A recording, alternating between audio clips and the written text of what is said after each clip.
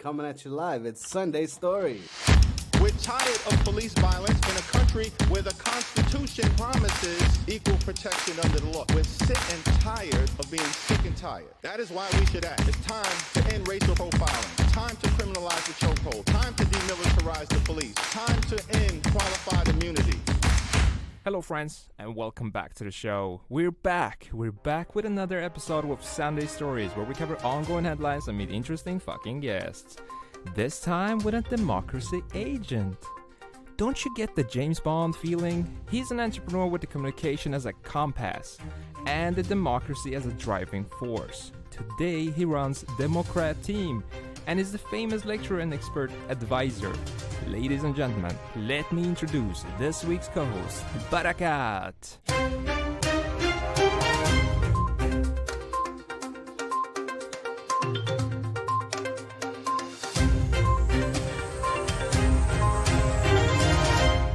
Wow, man, you're making me blush, man. Yo, this is, That was quite an introduction.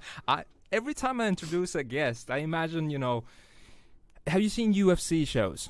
Like fighting shows? Like yeah, a MMA, little bit, yeah. right? That was the kind of the vibe you had. Exactly. You know? I need to learn from you for my own podcast. This was fire. Wow, you have a podcast Yeah, I too? have two actually, yeah. Fellow podcaster. Yeah. Wow. I'm pretty new at it though. Right. So how come you started podcasting?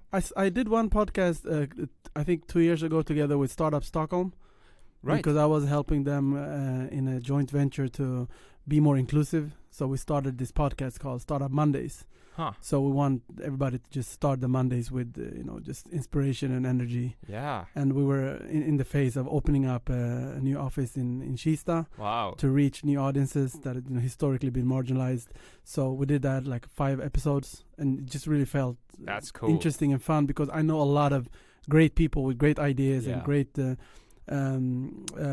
history of doing some amazing stuff. Right. So I just figured, let's just use that network and make sure that just creating like this bank of inspiration. So Right. and then now I started my own podcast called Nyanserat. In Swedish it's called Nuanced.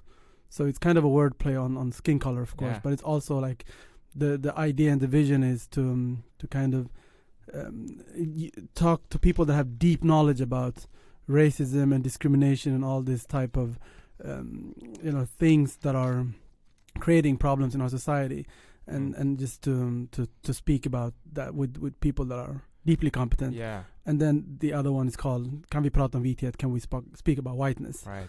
So Straight to the point. Yeah, just I love straight to the point. Just feel like that conversation Yeah. needs to be had, and I know that we're gonna talk a little bit about that Absolutely. today. Absolutely. But yeah, you almost got me impressed by myself. So listening to the introduction, so thank you. It's That's so- a great way to start a conversation. No, it is, but the thing is, I get impressed by the guests, and as I said to all our listeners, the guests that we have, the real stars in the podcast, Yeah. And the point with the podcast is not only talk about the ongoing headlines that we have, because a lot of shit is happening today, Yeah. but cover some of the stories so you can relate to that, right? Yeah. I as I told you, we have a segment in this podcast, Yeah. True or False, Yeah. and we have had some hits with some of the guests. Almost completely right. So let's see if you can hit the top. You want to start 10. with that? Yeah, Or- I'm gonna start with that to warm you up. Sure. Let's go Because ahead. what's I'm coming ready. next is gonna be pretty hot. Yeah, you know? it's gotta be some pretty Okay. hot stuff. All Yeah, for right. sure. Let's just start the show.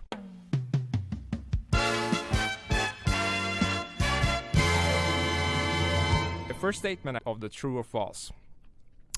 Some 16 billion emails are sent daily. True or false? That's true, man. Gotta be true. That's actually false. Is it? Yeah. Is it too much? It's 160 billion. It's even more, right? Yeah. Yeah, that was what I was figuring. Yeah. Wow. So yeah, well. How much emails do you send per day? I'm actually anti-emails, but Really? yeah. But it's a couple, of course. I mean, Right. I do, but it really takes a lot of energy from me. So The second one coming up. The capital of Libya is Benghazi. The capital of Libya. no, it's not. It's false. You're correct. Yeah, that's You're false. completely Yeah, correct. yeah. Do you know the capital? I should know it, but Right. it's standing still in my head right now. I Tripoli. think Tripoli, Yeah, it's right. Tripoli, yeah, That's yeah. how you say it, It's right? actually a super cool name for a city. We come with the third one. An octopus has 5 hearts. I feel like I want to say false, but it feels like it can be true. It is actually false. It's false. It has 3. It has, yeah. I mean- think I read it somewhere that it's just too good to be. Whoa. It's too outrageous to be like Yeah. totally false. I figured it has to be some truth in this. I so. mean, we're speaking with Alexander about animals as well, and, Yeah. and the animals. I mean, they have some crazy shit. Yeah, they do. Yeah, It's I wish we could teach that in school. yeah. Seeing as that shit is interesting. Well, you know, 100%. Yeah. Right? My favorite animal is giraffe. Now. Wow. It's a very fascinating animal. Why is that? They're tall. They're beautiful. They're really strong, but they're peaceful. They are really yeah, peaceful. they're peaceful, and Yeah. they just. I saw one of them when I was in Kenya, like on like very like close proximity, Wow. and it was just something happened with him. And I started reading about them and stuff. It was just they're very fascinating because I think the go-to animal is the lion. Yeah, exactly. That's like it used to be a symbol for Ethiopia for a long time. You Right. have the Lion of Judah. You have the whole Rastafari movement, Yeah. and you have the whole especially like from a male perspective, like this alpha thing. Exactly. But yeah, giraffe. There's something magical about giraffe. The Statue of Liberty was a gift from France. I think that's false because I never heard that. That's actually true. That's true. Yeah, it's crazy. Yeah. This American thing that should symbolize freedom is actually from France. Well, I mean that makes sense. Yeah. That makes sense. Right. Warsaw is the capital of Bulgaria. No, that's actually the capital of Poland. I've been there a couple of times. You're so good. When it comes to capitals, Yeah. I'm pretty okay. All right. Yeah. That's great. Last one. Flying in an airplane is statistically safer than driving a car. That could be an urban myth, but I've heard that a lot of times. I read about it, so I'm gonna go with the true, but I'm pretty sure it's false. It is true, actually. Yeah, okay, Yeah, it's true. and yeah, you so do get a point because that's you still awesome. I heard believe in that a it. lot of times. Yeah, so you never know sometimes if something is That's like true. factual or just an Yeah. urban legend.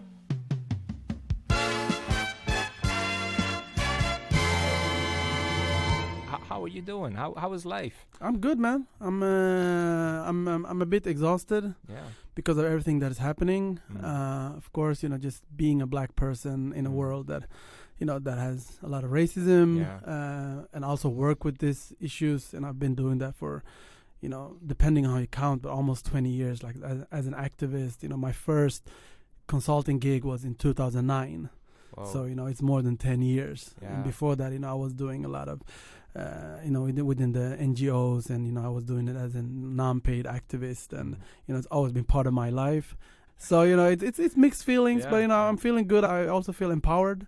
I'm very energized by the movement, and I always I get really hyped up by this slogan that they use in the Black Lives Matter. They say this is not a moment, this is a movement. Yeah. And for me, who's been doing this for so long, Right. and usually this time of year people check out here.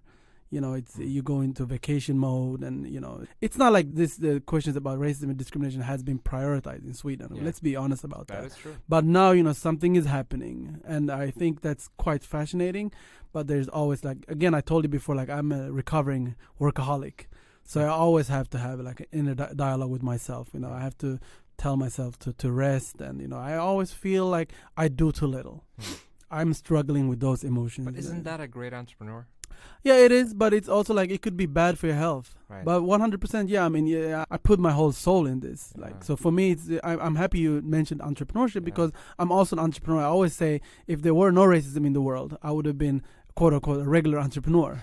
I would just run a business Right. and do business stuff, which I think is deeply fascinating and really, really, really fun. Yeah. And I'm a political scientist and a journalist. That's why I have my diploma degree in.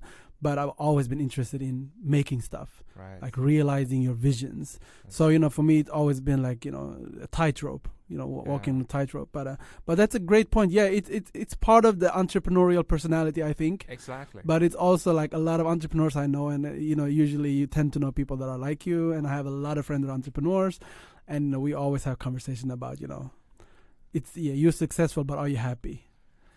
Are you tired? Or if you're tired, you won't be able to. This is a marathon. It's not a sprint. So I always have to remind myself, and I see that there are so many issues that needs to be addressed, and I'm only one person. So it's mixed emotions, but Absolutely. but Absolutely. my plan is to go on vacation for at least 2 weeks from next week in on. Sweden, right? Yeah, I told that Right. to a friend of mine the other day. I said, I'll go on vacation for at least 2 weeks. And she was like, 2 weeks? That's nothing. I was like, 2 weeks, that's an eternity. Yeah, it is. For me, 2 weeks Wow. is, that's, Wow. I can be out of work more than 2 weeks. I'll get panicked. Wow. It's always a balance, Yeah. but, for me, it's been like personal costs. Yeah. Like it ruined like relationships. And, the last 4 months I've been in a relationship that it really suffered. Right. And, we kind of, decided to go separate ways. And, me working too much is, a big part of it. And it's I see. I just always have to have like, Yeah. have like deep, meaningful conversation with yourself. Like, what's my purpose? Yeah. What am I doing this? What's my why? Yeah. And, so I always come back to the idea that I'm doing this for my unborn children. Yeah. But then again, in my life, I'm not always working towards actually getting children. So it's kind of a lot of paradoxes. So I'm working on it, but I do feel like it's important, especially if you work. I do want to make a distinction between like working with, selling socks or having building apps. That's difficult in itself. But for me, I also work with deeply controversial, political, difficult, high complexity issues that I have a personal investment in. Exactly. This is something that is my body is targeted by this brutality or this discrimination. So it's always going to be more difficult. And Absolutely. we always have to speak more about self-care, especially with people that are within activism or people of color or black people that are actively engaged, even people that aren't activists in the pure sense. As a black person just living in a black body, you're going to be invested. You have no choice but to think, talk about, and working against racism or for a more equal society. Right. So, you always have to have a conversation about, self-care, taking care of yourself, and also being nice to yourself. For me, that's difficult. I'm a perfectionist, again, a recovering perfectionist. And I also have to have a conversation with myself about, like, this is enough. You're doing enough. Right. This is okay. This is good enough. Yeah. And so I struggle with that. But having said that, sometimes if you just take a standpoint from outside your body, you'll see that you're actually doing a lot of stuff. Right. So that helps. When you reading the introduction, that helped. Right. That That's reminded good. me. That's good. I'm Yeah, doing well, some good stuff. I can do more introductions. yeah. Let's make that happen. I could call you up at 9 in the morning, or 8 Yeah. in the morning, and be like, "But I got this time." Yeah, man, I'm It's down time. for that. Yeah. That helps, and I have a lot of Right. great people around me that keep telling me that I'm doing good things, and you just need that kind of feedback. I'm a human Right. being. And Absolutely. But do you reward yourself? Do you reward yourself with like saying like, okay, I'm gonna do this like this 2 weeks vacation? yeah. But how long does it take for you to get a reward by yourself? I'm historically very bad at it, but I'm actually getting much better. I'm very interested in psychology, and I read that a lot, and I listen to a lot of pods, and I know that rewarding yourself and having like standing still sometimes and just reckoning and realizing that you're doing good things and that you need to rest. Yeah, I do that. Like yesterday, I just decided to take the rest of the day off after 6 o'clock. I had a lecture for this company, and then we just had a good meal at this place called a Bowl Restaurant. Now, it's just a shout out. It's not commercial. I'm not paid by the, but it's a great place. So it's right next to where I live, and we went there, just had a meal and just spoke about other things. So yeah, that was a small reward, but yeah, I think that's a good thing. I think a lot of people should do more of that. For me personally, I always try to engage in conversation. I think it's important for people to feel brave, and I don't want people to feel anxious about addressing race, for instance, but also understanding that we live in a complex world. Sometimes you will say something that is outside your set of experiences. So it's always better to be a listener. Right. So I've learned myself, being a boy, getting those signals, being a talkative person, being the youngest in my family. A lot of signals has been put forward to me from my family and from the overall surrounding that take place, talk, and so I've always been a talker. But the older I get, I relearned my brain to be a better listener, and that's how you actually learn things. So it's always a balance. I'm very wary of not giving like this answer because reality is complicated. Absolutely. It really is complicated, especially nowadays with the polarization or the perceived polarization, and you have social media that amplifies voices, and you have algorithms that reward emotional input over facts. You have these things that makes it seem like everything is much simpler than it is. Right. But for me, that actually been doing the work for 15 years, that work with clients, with organizations, with NGOs, with the state agencies, it's much more complex than you would imagine. So I think it's important when you get the platforms to talk about the nuances. That's why I call my podcast, Nuancerat or Nuanced, because I feel like we are in a situations in which it's easy to take a polarizing standpoint. That's the easy job. Yeah. But the difficult one is to actually understanding complex issues and dig deep. Yeah. That's why I started by talking about deep knowledge. And I do feel like in the future we're going to need more of people that have deep knowledge about their specific areas of interest and competence. The deep knowledge is getting harder to get, seeing as we have so many news channels, as you were also saying. And it's easy to read some news or even worse, if your friends send you some news from a site, you have a tendency of actually believing the news because it's a friend, right? And it's getting worse and worse. It's getting worse and worse, seeing as we don't know who to trust, who bought who says what, and how do you control the input from social media? How do you filter that? Well, I think one thing is privilege. I've been privileged enough to go to university. I actually learned tools to be critical against the source. Right. So, I have that with me. And I know a lot of people don't have, those social circumstances that allow that you go to university. So I think that's one thing. I just have to be very aware of the fact that I don't want to come across as an, I don't want to have like an elitist standpoint. Right. But I mean, I do get a lot of my information from Twitter, but I always complement it with books. I read a lot of books.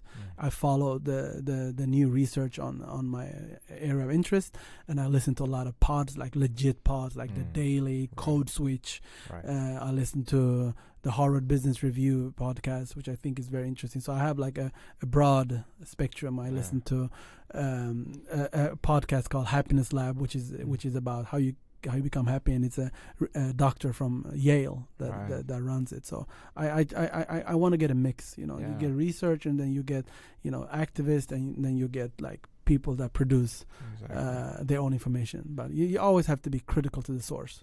I mean, I can see you doing it, seeing as you were in this industry. Yeah. But I don't know how we're gonna solve that issue, seeing as we have 13 to 18-year-olds on TikTok, on Twitter. It's quite a problem. Twitter, but it's quite a problem. Yeah, I was listening to this podcast, The Daily. It was like 2 days ago, I think. They were talking about how Facebook and Twitter and other social media giants, they actually in many ways hurt the Black Lives Matter movement because they allow, as a platform, they're amplifying voices that are conservative or racist, or that reproduce racial stereotypes, and at the same time they're having they're standing up for Black Lives Matter. So it's just complex. These social media giants have a lot of power, but a little responsibility. So this is going to be it already is a problem for lawmakers and politics. So this already it's not debated a lot in Sweden for some reason, but it's a hot debate in the US. Right. Yeah. Definitely. There's this movement, they call it in Sweden normalizing or normalisering in Swedish. So there is that movement, and I'm not sure that that's a scientific term, but I can definitely see the movements. Some segment of the population feel more empowered and more emboldened to say what they actually mean and be open about it. And, I don't know how to feel about that from an individual perspective. It doesn't really bother me, but I'm not going to allow racism on my wall, because I don't want that to be normalized, and I do want these people to know that there is a consequence to any action. Yeah. So, it's just very double. Like for every win you see, you also see the losses. Right. So it's W's and it's L's all the time. Right. So it depends on how you see, but you just have to understand that we're in a very difficult terrain that we operate in. So I'm sort of used to it, and there's a danger of getting used to it, because sometimes you will meet unacceptable things with a shrug, And I catch myself sometimes just feeling, who cares? But I do care. And I think all of us need to take a standpoint. We are in a time that, it could really go anywhere. We have straight up racist party that is, sniffing on 22%. And that we're talking about parliamentary influence here. Yeah. So it's not a small thing. And, I also seen like Swedish anti-racism on a whole, I'm generalizing here, is, when the Swedish Democrats got into the parliament, the idea was we're still 95%. Yeah. And now it's like we're still 80%, and then we're still 40%, and then we're 0%. Yeah. That's just the wrong way to approach the issue, And today we have the discussion regarding the Black Lives Matter when they say white silence is violence, or that we speak about if you don't speak up, that means that you are silently accepting what is going on. And there is some big elements of truth to that. So I can testify to that, right? And I just feel like there is this mantra after the Me Too movement that I, as a straight man, learned, and it is believe women. Instinctively before, when I was younger, if women spoke about rape or sexual harassment or any other type of sexism, instinctively sometimes I wouldn't believe it automatically, because I was trained to question, because I think on a deeper sense as a man you will feel targeted. So you feel the urge to say, is that really what happened?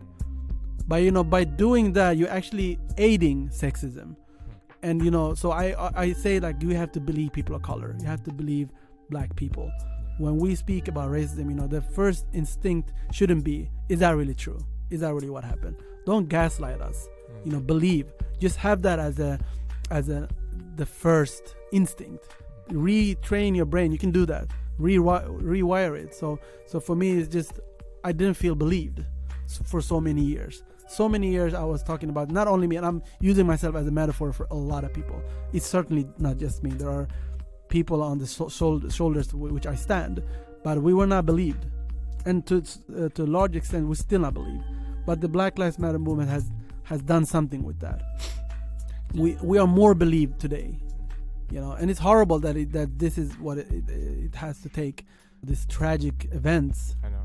But we are more believed today, and we just have to keep that energy. So for me, for people who are non-black or who are white, they just, my urge and my challenge is to believe people of color, and to men is believe women.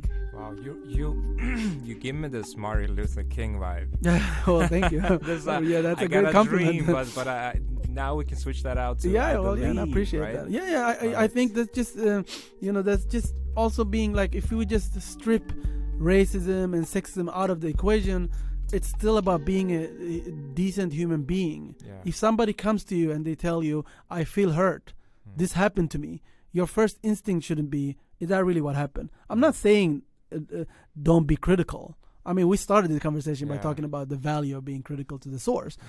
But, there is a history here of not believing minorities, or not believing marginalized communities, or not believing women or people of color. And we need to change that. That mindset needs to change, because there is a history in Sweden of denial. There is a culture of not accepting or admitting that we have problems of racism here too.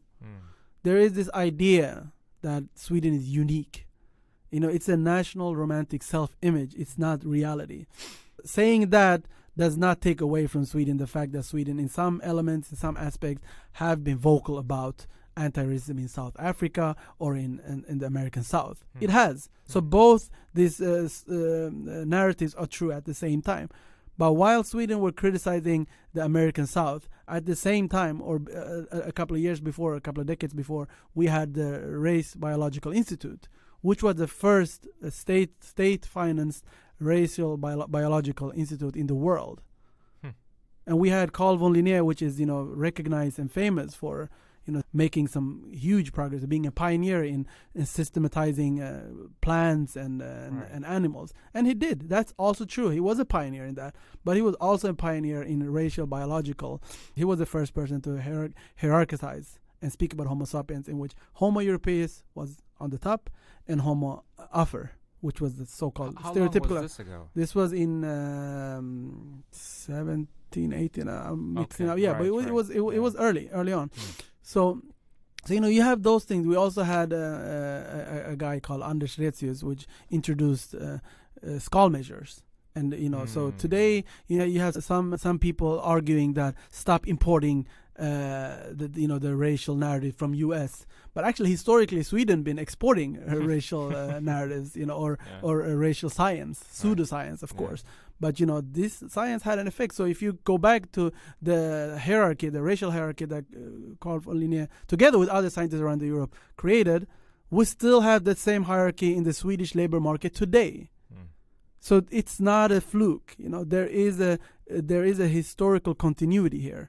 So we just have to admit that. If we don't admit that, it doesn't mean that the problem will disappear. Yeah. So we have that tendency of trying to put it under the rug, but it's still going to be there. So this is what's happening. There's cycles in Sweden. Like we have a debate about racism, and then it kind of disappears. There's a lot of denial from powerful people, and then it comes back to haunt you. Yeah. So it's better for all of us to just admit it and start working against it. You cannot solve a problem if you don't admit it. If you don't accept that it exists. Right. That's always going to be the first step. And I understand that it's a painful process. It's never going to be easy to reconcile with your history or understanding that your history is present today. And I understand that. I really do understand. I understand if you never spoke about this in school, and then 25 years later, especially this black guy comes telling you, this shit is racist. Right. So I understand how that could, be a cognitive dissonance because you will learn one thing and then you will hear something that is the complete opposite. I understand that that's difficult to process, but we need to do that. But that goes for everything. You have to. That goes for everything. Right? Yeah. You can generalize this. You're trying out new technology. 100%. I mean, you have to try it out. Yeah. Works, right? You can generalize it. Yeah, it's definitely human behavior. Yeah. That's why I'm also interested in understanding on a deeper level. To understand the processes we have. You need input from sociologists. You need input from social anthropologists. You need input from ethnologists. You need input from political scientists. You need input from a variety of sectors and voices. So for me, I wake up every day and I just begin by understanding how much that I don't know. And that actually makes me more empowered because that gives me impetus to learn more. But even if I stand here and I am an expert in this field, there is still so much I need to learn. There is still so many connections to do to understand the complexity of the issue. It's not easy. It's complex. It is complex. Racism in many aspects is an unconscious process. We just create a room upon our own taste or upon if you're in a fashion industry, for instance, I've had workshops with big fashion companies, and we do workshops in which we try to understand your client. Who's your client? And then you just dig deep, and then you will see that the client, there is subtle ideas of who you're creating clothes for. And most of the times, those ideas derive from your own body. So you create clothes from your own taste, from your own perspective, from your own body, from your own race, gender, what have you. So it's very like unconscious processes. Definitely. So all of a sudden, you create products for people that looks like you. Yeah. Silicon Valley is a great example. When they did, I think it was Google, they created this algorithm and it coded black women as gorillas. Yeah, I've seen that. The facial recognition is another part that is hugely problematic because it doesn't recognize black faces in the same extent that it does white faces because it's coded and programmed by white male predominantly. So it's a lot of times it is quote unquote innocent processes. You're not aware of the fact that you are doing this, but the product or the outcome can become racist or discriminatory. So that's how I approach racism. It's not about you always willingly or willfully knowing that you are doing something racist or that you are a racist, quote unquote. It's that the effects of your behavior can and a lot of times are racist. So it's also a way for me to de-dramatize it because a lot of times if you call somebody racist, which I'm not a fan of that, people will become very indignated and they will feel like you're attacking their character or their integrity, which in some sense is understandable because we live in a culture in which sometimes it feels like it's worse to call somebody racist than actually being subjected to racism. Right. That's a paradoxical situation. So I always tell people that remember in your privilege that it's you might feel that it's difficult to speak about race or racism as a white person. For me, as a straight man, I do feel it's uncomfortable and difficult to speak about issues that does not regard my body, to speak about sexism against women or to speak about homophobia against people that are not heterosexual. Exactly. But I just remind myself that that's a privilege in itself. So for me, it's difficult to talk about it, but for the people that are subjugated to it, they're actually they're targeted for this. So you just have to see the proportions there. You speak about this theoretical anxiety. Yeah. And what to say and what not to say. Yeah. Do you have some kind of examples of this anxiety that people have today? Yeah, well, yeah. Yesterday I was doing this workshop for a big corporation, and for their executive board, and I just told them, like, let's have what I call safe conversations. Right. So whatever happens in this room, we'll stay here. I want you guys to be open with your emotions. Yeah. So when we speak about race, for instance, how did that make you feel? Well, it makes me feel uncomfortable. And then we just start from there. Why? Because of it gives me associations or connotations to Nazi Germany or Second World War. I don't want to talk about it because it's uncomfortable, right? So I understand that emotion, but effectively when you act upon it, then you create an atmosphere in which you don't speak about necessary situations. So you can there is a risk that you activate what Robin DiAngelo, which is a sociology professor, she calls it white fragility. So there is like this fragile sense around complex and explosive issues. So you don't want to talk about race or your whiteness or your privileges because it's too difficult. But what you're doing is you're hindering a necessary conversation. Right. So a lot of times, I try to help people understand the value of coming over that discomfort.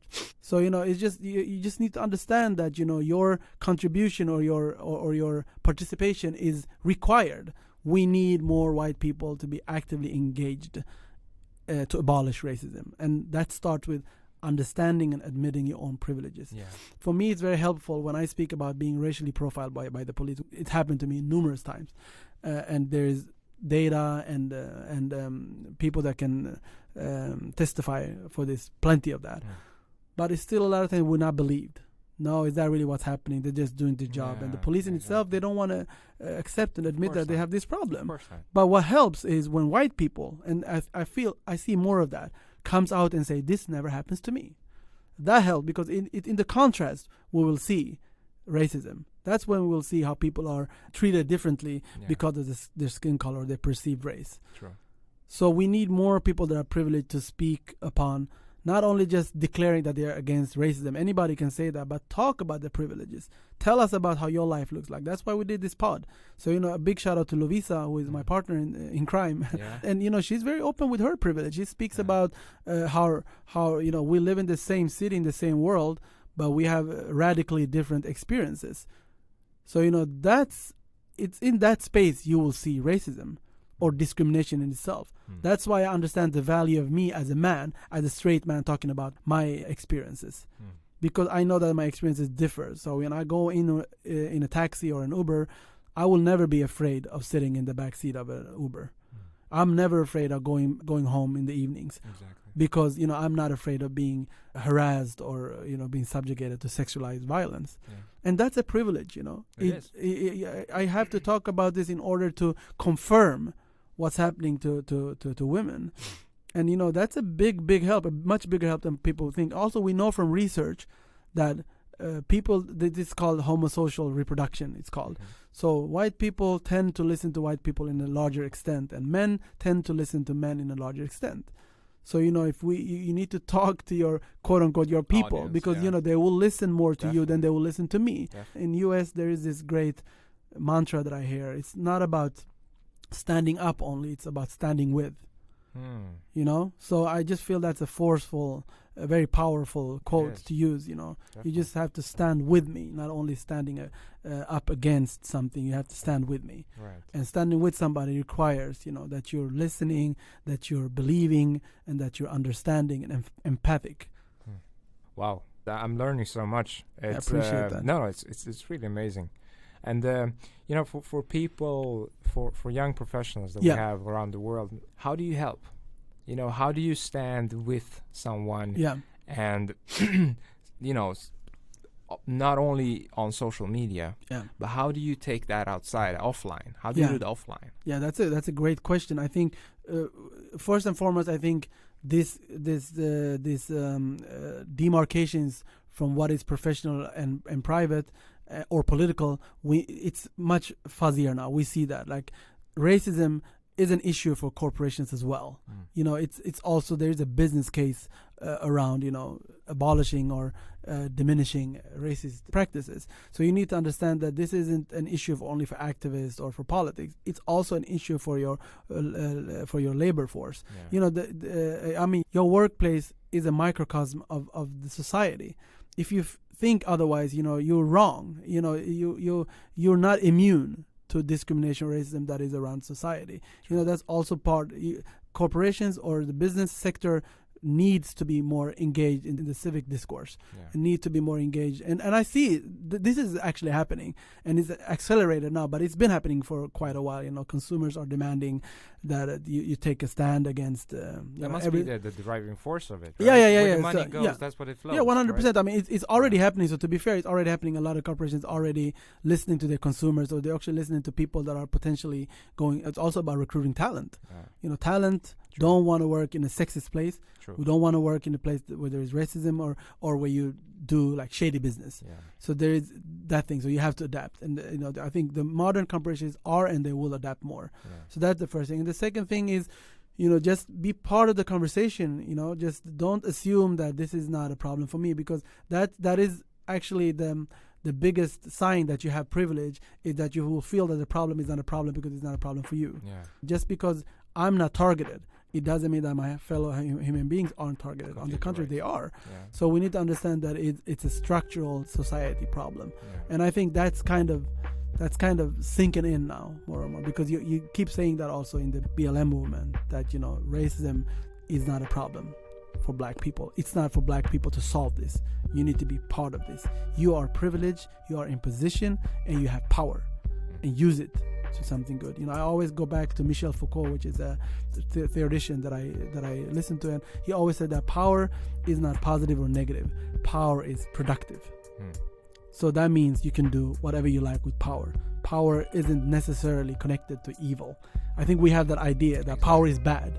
So in Sweden, for instance, we don't really use power. We say influence, inflytande. That's you know, it's kind of an euphemism. I never thought of that. But for me, I want to address power. You know, if I get power, I have an amount of power with my platforms, with my voice, with my knowledge, with my energy.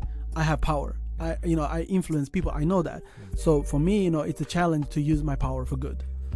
And, you know, to be a listening force. Like, I don't want to come and tell you what you should do. I need to engage and be in dialogue with other people. So just take that with you. Having power is not a bad thing. It's really about how you use it. That's true. Wow, wise words. Yeah, well, Wise thank man. you. I appreciate it. It has been a pleasure to have you here. Likewise, man. Keep doing, like I said to every other guest, and there's a reason why we picked the guests, because we like what you guys are doing. I appreciate it. And let's see where this movement take us. But you know, I really hope that it's not just a short period of time. We're getting somewhere. I mean, we're getting somewhere. Slowly, but you know, I agree hopefully it will be all good by the end of our time. So well, our children could live in peace. Right. Hopefully, let's hope for that. Well, Perfect. thank you for having me, man. Appreciate it. Thank you, and thank you guys for listening. We have had the man on the show. Barakat, thank you so much. Thank you for having me. I'll see you in the future. Yes, 100%. Great. Thank you.